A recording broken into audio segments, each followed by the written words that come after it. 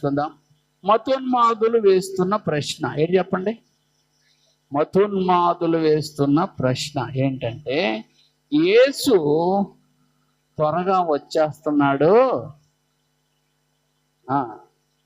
యేసు త్వరగా వస్తున్నాడు, మీరు ఎవ్వరు పెళ్ళిళ్ళు చేసేసుకోవద్దు, ఎదురు చూడండి అని పౌలు గారు చెప్పారని వీళ్ళు ఎక్కడితో దొరికిన వచనం పట్టుకొని రాశారు.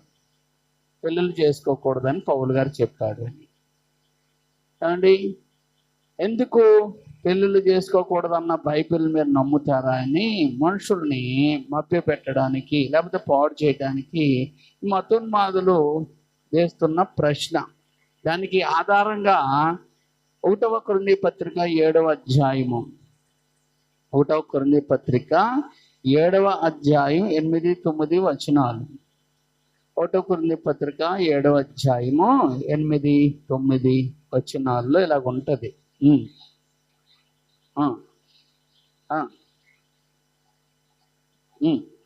నా వలె నుండుట వారికి మేలని పెండ్లు కాని వారితోనూ విధవరాండ్రతోనూ చెప్పుచున్నాను. అయితే మనసు నిలపని ఎడల పెండ్లి చేసుకునవచ్చును. కామ తృప్తులగుట కంటే పెండ్లి చేసుకొనుట మేలు. అండి, పెళ్లి చేసుకోవటం మేలు అని చెప్పాడు. దేవుని స్తోత్రం, హల్లెలూయా. ఈ 2 మాటలు పట్టుకొని యేసయ్య త్వరగా వచ్చేస్తున్నాడని ఈ క్రైస్తవులు చెప్తున్నారు. పౌలు గారు అంటున్నారు పెళ్లి చేసుకోవద్దు అంటున్నారు, మీరు ఎందుకు పెళ్లి చేసుకుంటున్నారు, చర్చిలకు వెళ్తే మీకు పెళ్ళిళ్ళు అవ్వని ఒక పుకారం పుట్టించారు. ఏంటండి? పుకారం పుట్టించారు. దేవుడు మనసు ఎలాంటిదో ఒకసారి చూద్దాం. దేవుడి మనసు ఎలాంటిదో ఆది కాండములో ఏమండి దేవుడి మనసు మనకు కనపడుతుంది. హల్లెలూయా. ఆది కాండం అడుకోటే భాగ్యం కూర్చుంటాను. దేవుని స్తోత్రం, హల్లెలూయా. ఆది కాండము 1వ అధ్యాయము, ఆది కాండం 1వ అధ్యాయం 26వ వచనం. దేవుడు మనస్వరూపమందు మన పోలికి చెప్పిన నరులను చేస్తారు అన్నాడు. 28వ వచనం. దేవుడు వారిని ఆశీర్వదించెను ఎట్లనగా మీరు ఫలించి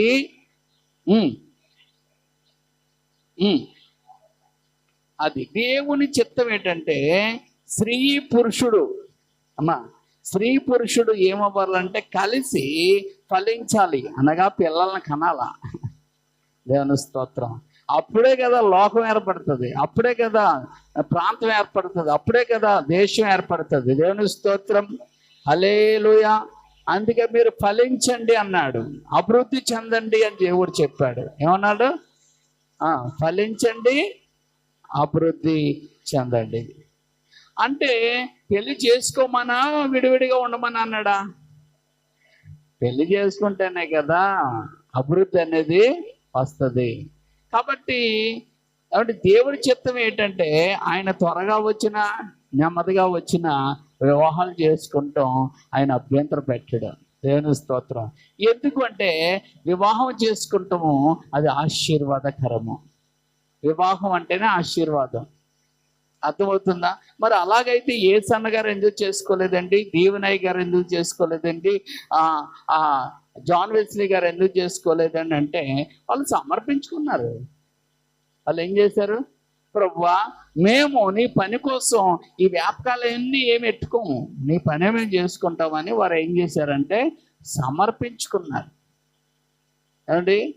ఆ సమర్పించుకొని వారు చేస్తూ ఉన్నారు. మరి అలా చేయడం తప్పు అంటే బాగా మంచిదే. ఎందుకంటే ఏమంటే పిల్లలు కూడా ఉండదు, ఇవి ఉండవు, ఫ్రీగా వారు చేసుకోగలుగుతారని వారు. నేనంటాను పెళ్లి చేసుకోవడము బాగే కానీ పెళ్లి చేసుకోకపోవటం బాగే కానీ పెళ్లి చేసుకోవటం మరి బాగు. ఎవరికి అంటే వాక్యానికి లోబడేవారికి,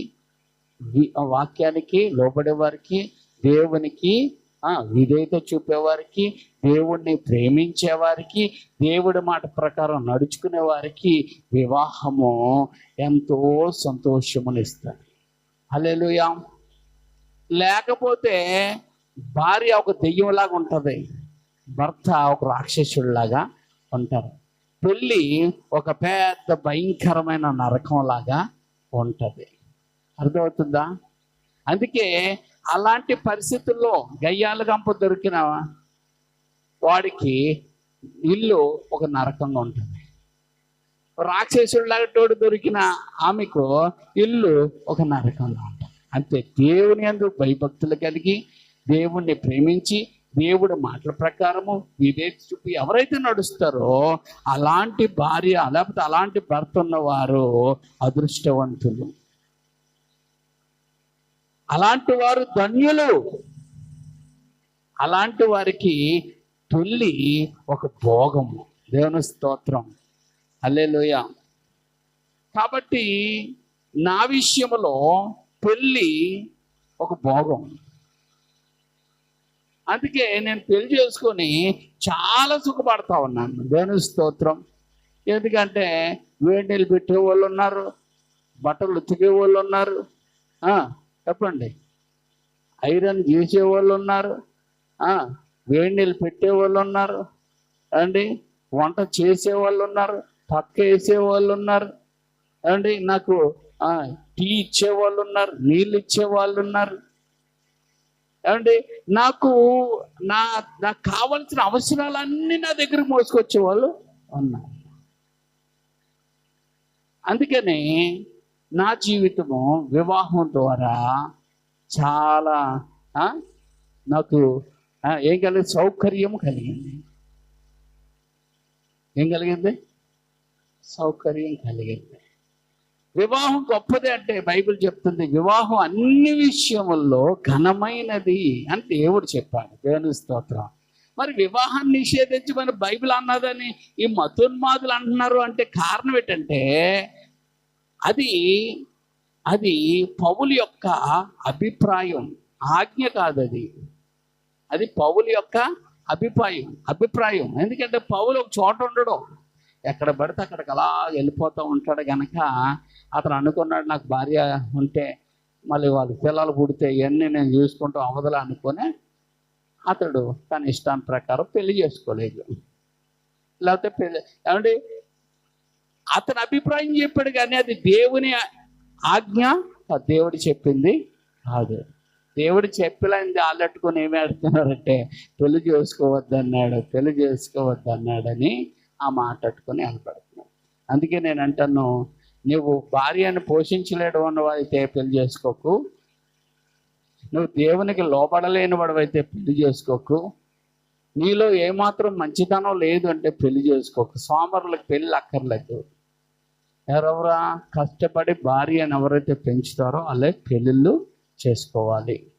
భార్య కూడా దేవుని యందు భయభక్తులు కలిగి ఉన్న ఆమె, విధేయత కలిగి దేవుళ్ళో నడిచి దేవుడి మాటల ప్రకారం జీవించే ఆమె అయితే పెళ్లి చేసుకోండి, లేకపోతే పెళ్లి చేసుకోకర్లేదు. ఎందుకంటే సుఖంగా ఉండదు, పెళ్ళి ఏముండదు, సుఖం ఉండదు.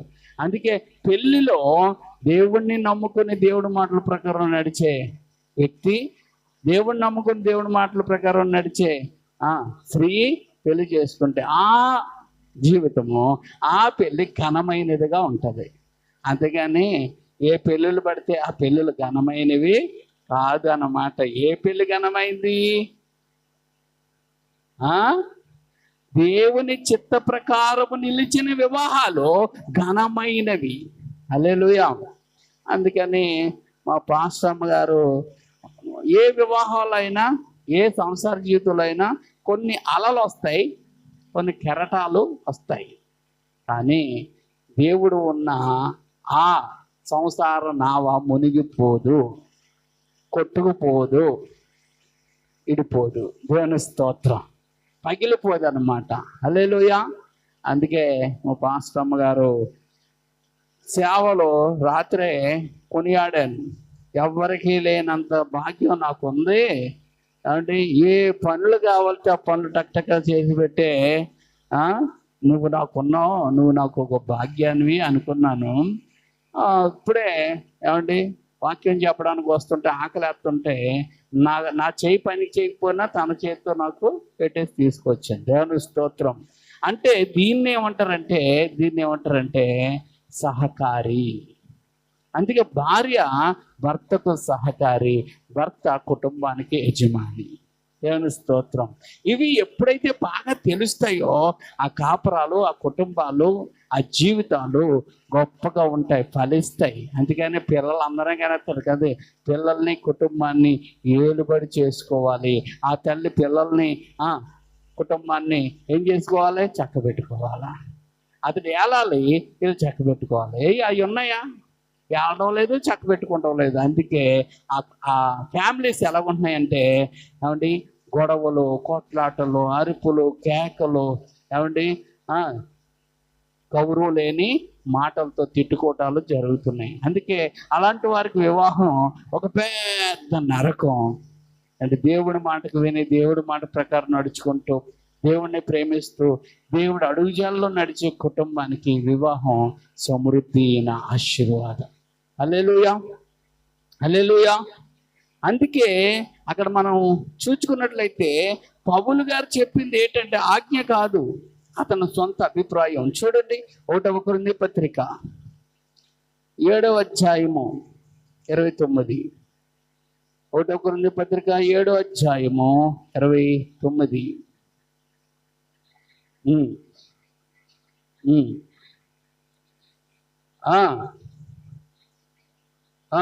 భార్యలు లేనట్టును, ఏడ్చువాడు ఏడవనట్టును, సంతోషపడేవారు సంతోషపడనట్టును, కొనువారు తమ కొనినది తమది కానట్టును, ఈ లోకంలో అనుభవించేవారు అనగా ఈ లోకపు నటన గతిస్తూ ఉన్నది. మీరు చింతలేని వారై ఉండవలనని కోరుచున్నాను. పెండ్లి కానివాడు ప్రభుని ఎలాగో సంతోష పెట్టగలనని ప్రభు విషయమై కార్యముల గురించి ఆలోచిస్తాడు. అది ఇక్కడ విషయం ఏంటంటే, పెళ్లి చేసుకోలేనాడు ప్రభుని నమ్ముకొని ప్రభు సేవ చేస్తున్నాడు. ఇప్పుడు ఏమనుకుంటాడు అతడు? ఏమనుకుంటాడు? నేను ప్రభుని ఎలా సంతోష పెట్టాలి. పెళ్ళైనడు ఏమనుకుంటాడు?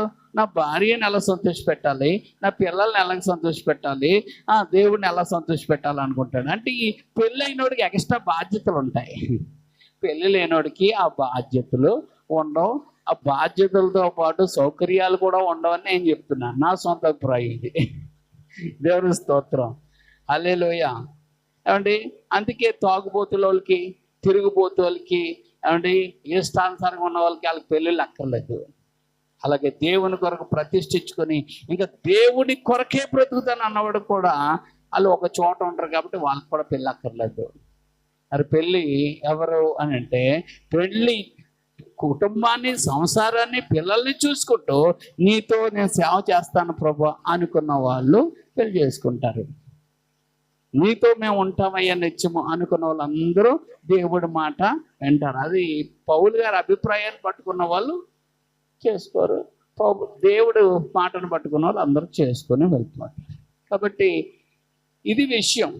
మరి ఎందుకంటే చేసుకోవద్దు అన్నాడు? అది కూడా ఏంటి అని అంటే, ఆనాటి కాలంలో ఏమండి జకరియా గ్రంథం, దానియేలు గ్రంథంలో మందిరాన్ని పడగొట్టేశారనమాట.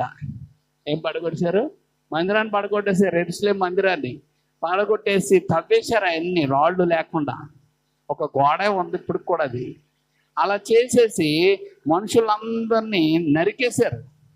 అప్పుడు యెరూషలేము వీధుల్లో రక్తము ఏరుల వలె పారింది. టైటస్ గారు అన్న చక్రవర్తి చేసిన పని. అప్పుడు పౌలు గారు అవన్నీ చూసి, ఇంకా మీరేమీ ఉంచుకోక్కర్లేదు, మీరేమీ దాచుకోక్కర్లేదు, మీరేమీ ఇదవ్వక్కర్లేదు, ప్రభు ఇవన్నిటిని బట్టి ప్రభు వచ్చేస్తున్నాడు కాబట్టి మనం బతికున్నంత కాలం ప్రభు సేవ చేసేద్దాం అని, ఇప్పుడు పెళ్ళిళ్ళు ఏం చేసుకోకర్లేదు, పని చేయండి ఇప్పుడు అన్నాడు. అదనమాట ఒక తీరు. అది దేవుని స్తోత్రం, హల్లెలూయా. అర్థమవుతుందా మీకు? ఈ రక్తం ఏర్లా పారిన సమయంలో ఇప్పుడు ఏమని ఉంటాయి? ఈ ఇల్లు నాది, ఆ పొలం నాది, అయినాయి అని ఉంటాయా? ఇప్పుడు ఏమిటి? ప్రభు పని చేసి చచ్చిపోదావురా అని చెప్పాడు అనమాట. అందుకే ఇంక పెళ్ళి అక్కర్లేదు, పెళ్ళి కావాలా, అందుకే పెళ్ళి చేసుకోక్కర్లేదురా బాబు అని ఆనాటి కాల పరిస్థితులు బట్టి చెప్పాడు. అయితే దేవుడు త్వరగా వస్తున్నాడు, త్వరగా వస్తున్నాడు అంటున్నాం, కానీ త్వరగా వస్తున్నాడా? త్వరగా వస్తున్నాడా? ఏ రాలేదు. ఎప్పటి నుంచో చెప్పుకుంటున్నాయి మాట, త్వరగా వస్తాడు త్వరగా వస్తాడు, రావట్లే. కానీ దేవుడు త్వరగా వస్తాను అనే మాట మరి ఇంకా రాలేదు ఏంటంటే 1000 దినాలు ఒక దినముతో సమానం ఆయనకి. చెప్పండి ఎన్ని? ఇప్పుడు చనిపోయి తిరిగి లేచి ఎన్ని దినాలు అయింది? 2020 సంవత్సరాలు అయింది. ఎంతమ్మా? 2025 సంవత్సరాలు. ఇంకా 3వ రోజు రాలేదు. త్వరగా అంటే ఏంటి తెలుసా? త్వరగా అంటే ఏంటి తెలుసా? ఏమంటే ఈ 2 దినాలు అయిపోయింది కదా, 3వ దినంలో లోపల ఆయన వస్తాడు. దేవుని స్తోత్రం, హల్లెలూయా. అయితే ఆయన రావడానికి ముందు కొన్ని జరగవలసినవి ఉన్నాయి. యుద్ధాలు, కరువులు, భూకంపాలు, అన్యాయాలు, అక్రమాలు, ఏమండి దోచుకోవటాలు, ఏమండి ఇవన్నీ ఉన్నాయి. యుద్ధాలు, భూకంపాలు ఇవన్నీ ఉన్నాయి. వీటితో పాటు ఎప్పటి నుంచో జరుగుతున్నాయి కదండి, అంటే విపరీతంగా జరుగుతాయి. రెండోది ఏంటంటే భ్రష్టమైన అంటే అపవాది కొడుకు పుడతాడు. ఎవడమ్మా? అపవాది కొడుకు అంటే సైతాన్ కొడుకు ఉంటాడు. ఆ కొడుకు పుట్టి ఆడంటాడు నేనే మెస్సయ్యను, నేనే క్రీస్తును అంటాడు అనమాట. ఆడి పేరేంటంటే నాశన పుత్రుడు అన్నది బైబిల్. ఏ పుత్రుడు? నాశన పుత్రుడు బయలుపడితేనే గాని అంటాడు. అంటే ముందు ఎవరు బయలుపడాలా? ప్రభు రావాలంటే నాశన పుత్రుడు బయలుపరచబడాలా. చూడండి మాట అంటే 2వ తెస్సలోనికలు రాసిన పత్రిక 1, 2, 3 వచనాలు బాగా అర్థం చేసుకోండి. 1వ తెస్సలోనికలు రాసిన పత్రిక 2వ అధ్యాయము 1, 2, 3 వచనాలు.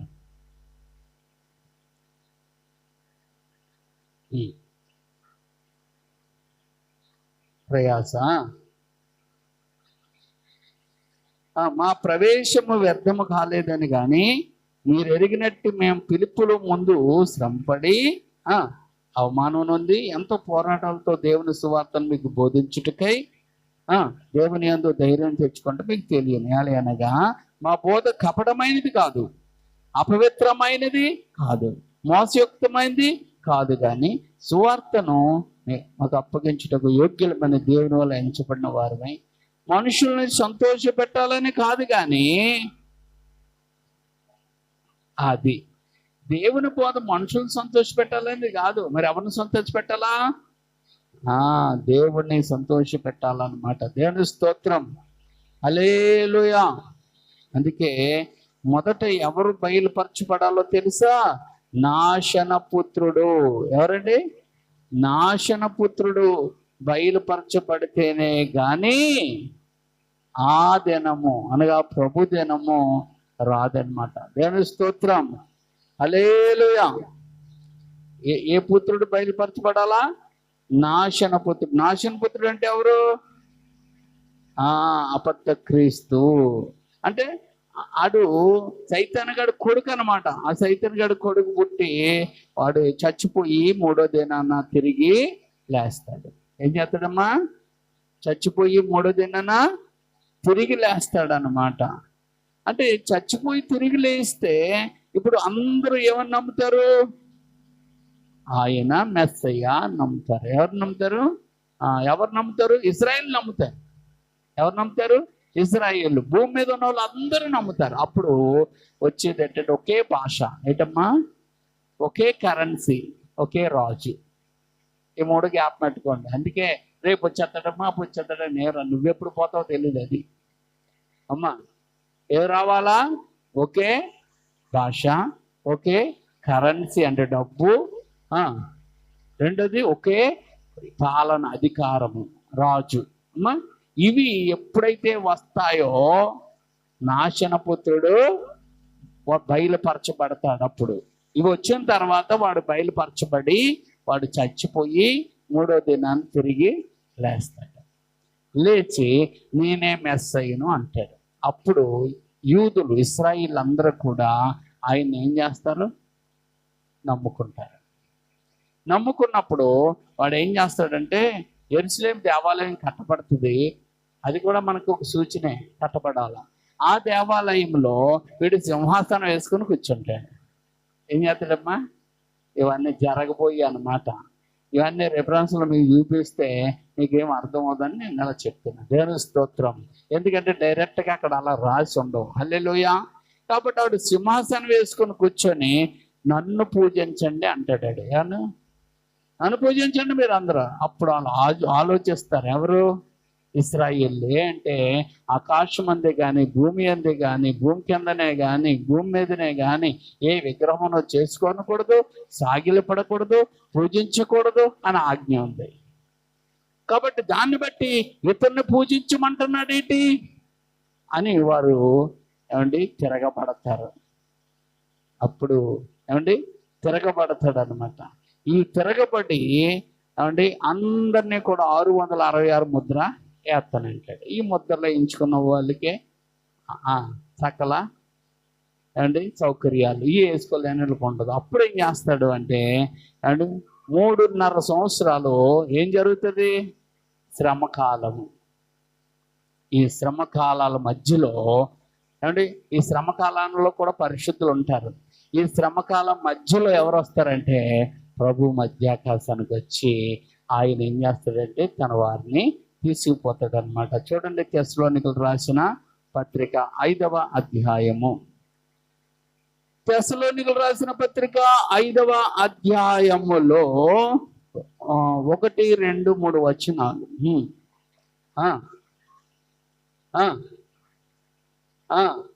రాయనక్కరలేదు. రాత్రి వేళ దొంగ ఎలాగొచ్చినో అలాగే ప్రభుదినం వచ్చినని మీరు బాగా తెలియను. లోకులు నెమ్మదిగా ఉన్నది, భయమేమీ లేదని చెప్పుకొని చూడగా గర్భిణీ స్త్రీకి ప్రసవేదన వచ్చినట్లుగా వారికి ఆకస్మికంగా నాశనము తటస్థించిన గనుక వారెంత మాత్రం తప్పించుకున్నారు. ఆ సహోదరులారా, ఆ దినము దొంగ వలె మీ మీదకి వచ్చుటకు మీరు చీకట్లో ఉన్నవారు కారు, మీరందరూ వెలుగు సంబంధులను పగటి సంబంధులు ఉన్నారు. మనం రాత్రి వారము కాము, చీకటి వారము కాము. అందుకని మనకు చెప్పే వస్తాడు. వెలుగు సంబంధాలకేమో ఇవన్నీ వాక్యాల్లోంచి చెప్తాడు. చీకట్లో ఉన్న వాళ్ళకి దొంగ ఎలాగొచ్చి దోచుకుపోతాడో అలాగా హఠాత్తుగా ఎలాగొచ్చి అలాగెళ్ళిపోతారు. అందుకే ఒకరిద్దరు పొలంలో వెళ్తున్నారంట, ఒకరు ఎత్తపడి ఒకరు తిరుగుకుంటున్నారట. ఒకరు ఎత్తపడి ఒకరు మెద్ది మీద ఉన్నారంటే ఇద్దరు, ఒకరు ఎత్తబడి ఒకరు వెళ్ళబడి. అంటే దేవుణ్ణి నమ్ముకొని దేవుడి మార్గంలో నడిచే వాళ్ళందరూ వెళ్ళిపోతారు. లోకస్తులు అందరూ హఠాత్తుగా దొంగొచ్చి దోచుకుపోయినట్టుగా ఏమైంది అన్నట్టుగా ఉంటుంది. ఆ తర్వాత ప్రభు కొరకు నిలబడే వాళ్ళు కూడా ఉంటారు. అది మహాశ్రమల కాలం, 3.5 సంవత్సరం. ఆ తర్వాత దేవుడు కొత్త ఆకాశాన్ని కొత్త భూమిని అనగా భూమి అంతా కాలిపోయి ఉంటుంది. అప్పటికే యుద్ధాలు చేసుకుని భూమి అంతా ఏమైపోయి ఉంటుంది, నాశనం అయిపోయి ఉంటుంది. అందుకే ప్రభుని నమ్ముకున్న వాళ్ళందరూ పైకి వెళ్తూ ఉంటారు. ఆ తర్వాత 1000 ఏళ్ల పాలన భూమి మీద ఆయన చేస్తాడు. దేవుని స్తోత్రం. ఆ తర్వాత మళ్ళీ సాతాన్ని వదిలిపెడతాడు. సాతాన్ని వాళ్ళ కుమారుని వదిలిపెట్టిన తర్వాత అప్పుడు ఒక యుద్ధం జరుగుతుంది అనమాట. సాతాను సైన్యానికి ఆ దేవుని పరిశుద్ధులకు ఒక యుద్ధం జరుగుతుంది. ఆ యుద్ధంలో సాతాను ఓడించబడతాడు.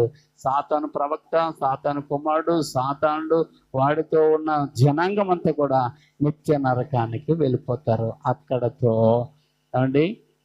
ఇదంతా ముగించబడుతుంది. పరలోక రాజ్యంలో యుగాలు ఉండడం జరుగుతుంది. ఎంత ఉన్నాయి స్టోరీలు ఇవి. ఆత్మ వివేచన ద్వారానే అర్థమవుతాయి, కానీ ఏదో ఎవరికో చెప్పామనుకో ఏమి అర్థం అవ్వనమాట. దేవుని స్తోత్రం. ఆత్మ నడిపింపున్న వాళ్ళకి భలేగా అర్థమైపోతుంది. దేవుని స్తోత్రం. కాబట్టి రాకడ రేపు వచ్చేస్తుంది, మాపు వచ్చేస్తుంది, ఎల్లుండి వచ్చేస్తుంది, అంతమైపోతుంది, యుద్ధం అయిపోతాయి. ఎవరు చెప్పినా మీరు ఏం నమ్మద్దు. అయితే అవుతాయి యుద్ధాలు, కానీ రాకడ రాదు. భూకంపాలు వస్తాయి, రాకడ రాదు. యుద్ధాలు జరుగుతాయి, ఆ కరువులు వస్తాయి, మోసాలు అన్యాయం జరుగుతాయి, కానీ రాకడ రాదు. రాకడ రావాలంటే ఒకే మనీ, ఒకే భాష, ఒకే పాలన రాజు రావాలి. రెండోది యెరూషలేము మందిరం కట్టబడాలి. మూడోది నాశనపుత్రుడైన సాతాను కుమారుడు రావాలి అండి. ఆడు యెరూషలేములో సింహాసనం వేసుకుని కూర్చొని ఉండాలి. ఇవన్నీ ప్రభు చిత్తమని మనం చూస్తాం, లేకపోతే పరలోక రాజ్యంలో ఉంటాం. దేవుని స్తోత్రం. వీటి కోసం రెండో రాకడ బోధలు ఏం అక్కర్లేదు. నీకు కావాల్సింది ఏంటంటే సిద్ధపాటు, దిద్దుబాటు, సిద్ధపాటు అంతే. ఈ లోకంలో ఇవన్నీ జరుగుతున్నాయి, నువ్వు బెంగెట్టుకోకర్లేదు. నా పిల్లల పెళ్ళి ఎలాగో, నా కొడుకులు ఇలాగే, ఇవన్నీ ఎట్టుకోవద్దు. రాకడప్పుడే ఏవి రాదు, రాకడా అప్పుడే రాదు. ఇవన్నీ జరగాల. ఇవన్నీ ఎప్పుడు జరుగుతాయో అప్పుడు నువ్వు ఇంకా ఎలర్ట్గా ఉండాలి అని సేవకుడిగా మిమ్మల్ని నేను హెచ్చరిస్తున్నాను. కాబట్టి మాటలు వినండి, దేవుని చూడండి, దేవునితో సాహసం చేయండి, ప్రార్థన చెయ్యండి. బైబిల్ చదవడం చెప్పారు కదా, దేవుడు ఏమై ఉన్నాడు, దేవుడు నాకు ఏం చేస్తాడు, నేను దేవుడి కొరకు ఏం చేయాలి, అవన్నీ తెలుసుకుంటూ మీరు నడుచుకుంటూ ఉంటే దేవుడు మిమ్మల్ని బలపరిచి, స్థిరపరిచి, దీవించి, మేలులతో నింపి వాడుకొనును గాక. Amen. God bless you all. దేవుడు మిమ్మల్ని, మీ కుటుంబాలను దీవించును గాక. ఆమేన్. ప్రభువానికి వందనాలు. నీ బిడ్డలందరినీ దీవించి ఆశీర్వదించండి. వింటున్న వారిలో